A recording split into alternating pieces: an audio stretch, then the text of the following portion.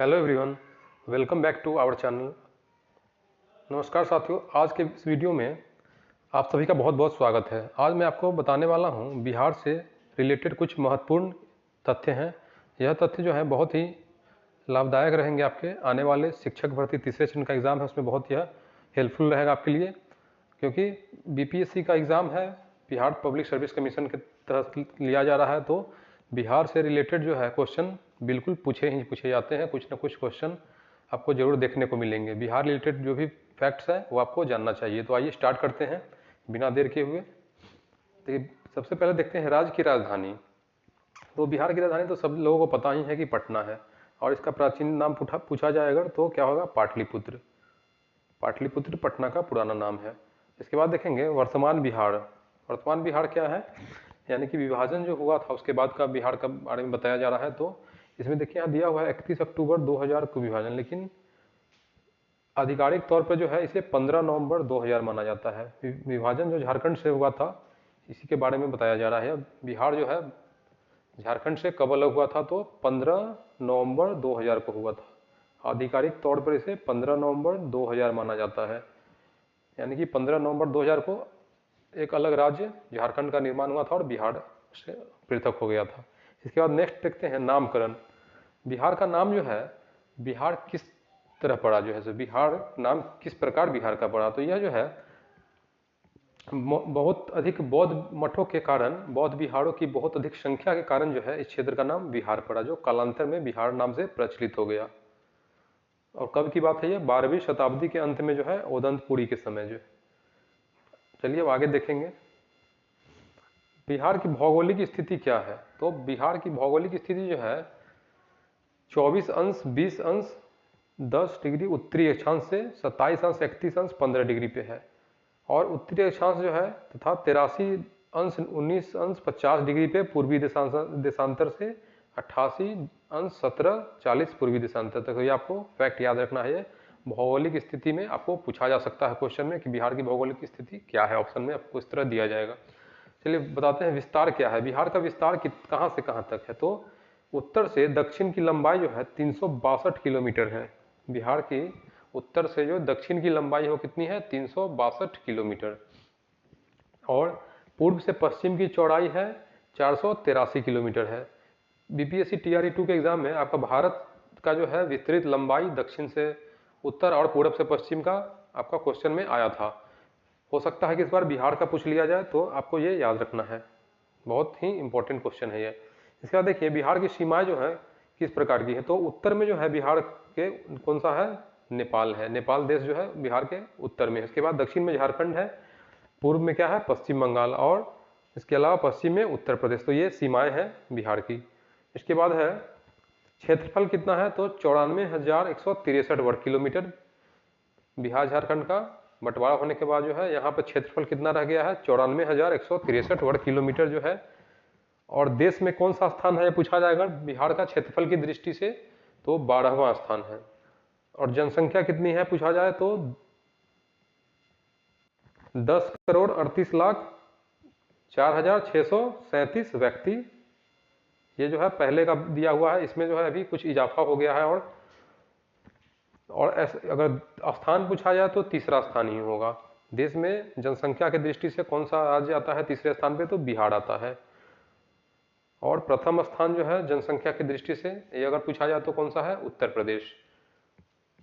इसके बाद देखिए साक्षरता देखते हैं। बिहार में जो है लगभग 64% लोग जो है साक्षर है। यह 2011 की जनगणना के अनुसार यहाँ दिया है, लेकिन इसमें कुछ खास अंतर नहीं है। अभी भी जो है लगभग 63 से 64% व्यक्ति जो है यहाँ साक्षर हैं।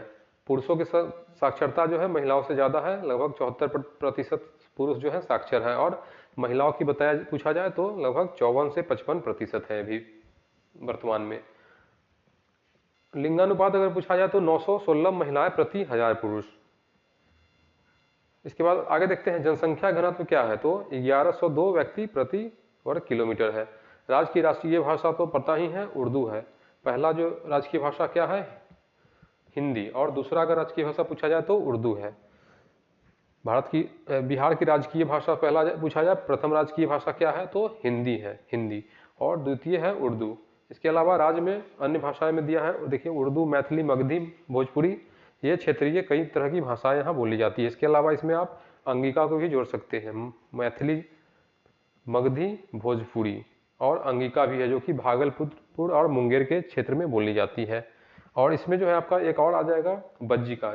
बज्जिका जो है वैशाली और मुजफ्फरपुर के क्षेत्र में बज्जिका भाषा बोली जाती है। मैथिली जो है मधुबनी और सहरसा इत्यादि क्षेत्रों में बोली जाती है।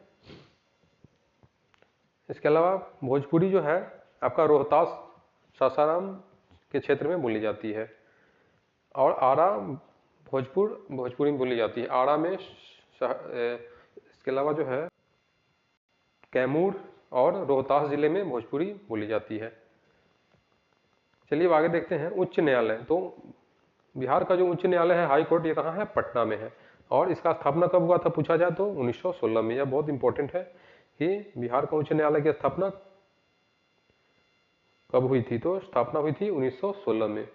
इसके बाद जो है राज्य में प्रमंडलों की संख्या, तो बिहार में कुल प्रमंडल कितने हैं? तो 9 हैं।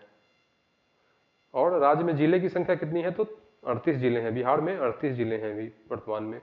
विधानमंडल क्या है? द्विसदनीय है। और विधानसभा तथा विधान परिषद दोनों यहाँ है।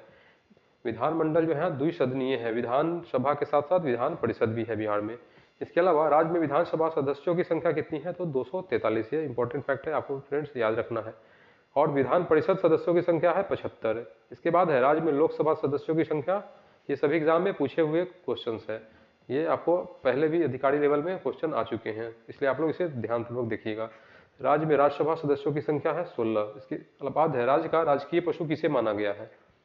राजकीय पशु इसमें दिया हुआ है रीछ।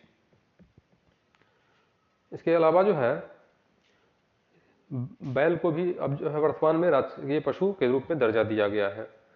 अब आगे देखते हैं राज्य का राजकीय पक्षी। यहाँ फाख्ता दिया है, देखिए वर्तमान में जो है, लेकिन इसमें बदलाव। यहाँ पर जो है आपका राजकीय पक्षी पूछा जाए तो गोरैया हो जाएगा। राजकीय पक्षी जो है तो गोरैया बदल दिया गया है, फाख्ता की जगह जो है गोरैया बिहार का राजकीय पक्षी है।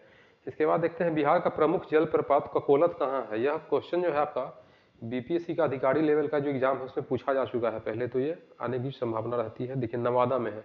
बिहार में जो प्रमुख जलप्रपात है कोकोलत, ये नवादा में स्थित है। इसके बाद है बिहार का सबसे बड़ा पशु मेला कहाँ पे लगता है? तो ये सोनपुर में लगता है, जो एशिया का सबसे बड़ा पशु मेला भी है। इसके बाद देखते हैं बिहार के प्रथम राज्यपाल कौन हुए थे? तो ये थे जयराम दास दौलत राम जो है, ये बिहार के सर्वप्रथम राज्यपाल बने थे। इसके बाद बिहार के प्रथम मुख्यमंत्री कौन थे? तो ये थे डॉक्टर श्री कृष्ण सिंह। बिहार की प्रथम महिला अगर पूछा जाए तो महिला मुख्यमंत्री तो श्रीमती राबड़ी देवी। इसके बाद है दिल्ली की गद्दी पर बैठने वाला प्रथम बिहारी कौन था? तो ये था शेरशाह। ऐसे तो शेरशाह अफगान वंशीय था, लेकिन इसे बिहारी ही माना जाता था। तो यहाँ देखिए बिहार की गद्दी पर बैठने वाला प्रथम बिहारी शेरशाह था। बिहार में सबसे अधिक जनसंख्या वाला जिला कौन है? तो यह है बिहार की राजधानी पटना में सबसे अधिक लोग निवास करते हैं।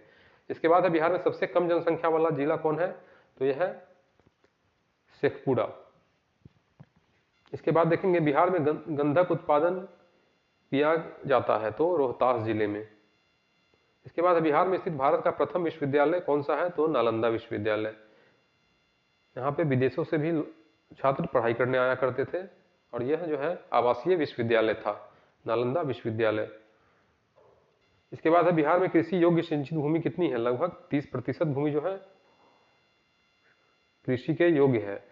इसके बाद बिहार में सचिवालय की स्थापना कब हुई थी? तो बिहार में जो है सचिवालय यानी कि सेक्रेटरिएट जो है 1912 में स्थापित की गई थी, और बिहार दिवस भी 1912 को ही माना जाता है।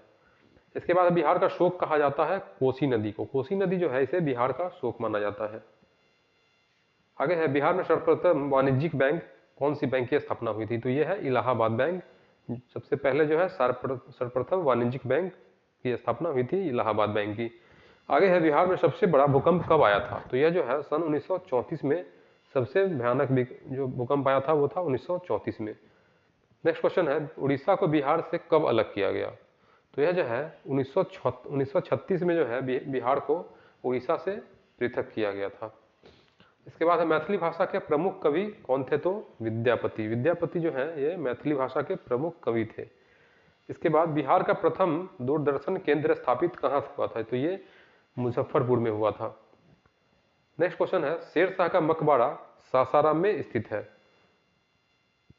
आगे है, भारत का सबसे लंबा नदी पुल कहाँ है? तो यह है बिहार में महात्मा गांधी सेतु, जो कि पटना में स्थित है। इसकी लंबाई जो है 5 किलोमीटर से भी ज़्यादा है।